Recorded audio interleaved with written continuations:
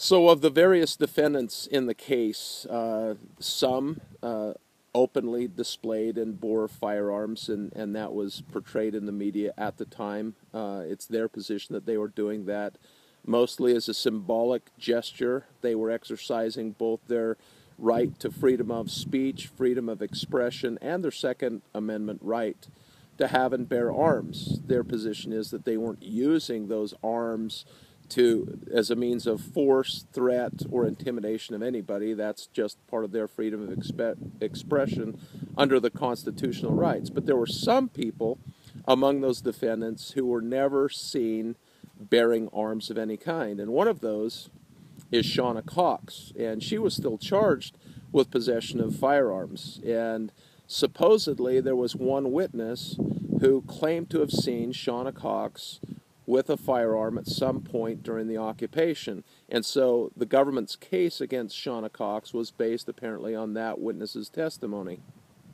Well, as the government presented its case and ended up resting, the government never ended up calling the witness that supposedly had seen Shauna Cox bearing or possessing a firearm. So the government presented no evidence that Shauna Cox had possessed a firearm at the refuge. So at the end of the day yesterday, Shauna Cox filed and made a motion to dismiss count 2, which was the firearms charge against her. A number of other motions were made and argued at the same time, and the judge denied most of those motions, but took Shauna Cox's motion to dismiss the firearms charge under advisement and said that she was going to go back and look at what, if any, other evidence might have presented that would support that charge, and then make a decision based on that. But there's a good chance that that charge will be dismissed against Shauna Cox. Something else I found very interesting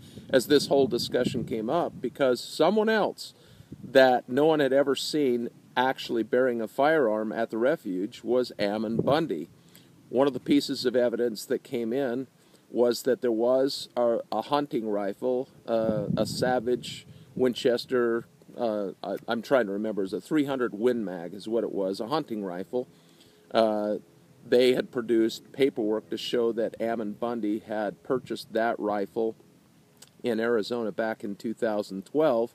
It was found at the refuge. I think it was either in his truck or one of the other vehicles. I don't know if it was loaded or not, but it was registered in his name, basically, and so that was evidence that was presented that he might have possessed or borne arms at the refuge, despite the fact that he was never seen with a firearm. But one of the things that I found very interesting as I got digging back into this a little bit is that when the Bundys were arrested and when Lavoy Finicum was killed on January 26th, and the FBI was compiling its information to present to the judge in support of the charges, in support of warrants, all of those things, a sworn statement was signed and presented by an FBI agent, Catherine Armstrong, and in that sworn statement, she said that a .40 caliber handgun had been retrieved from Ammon Bundy when he was arrested, that he was in possession at that time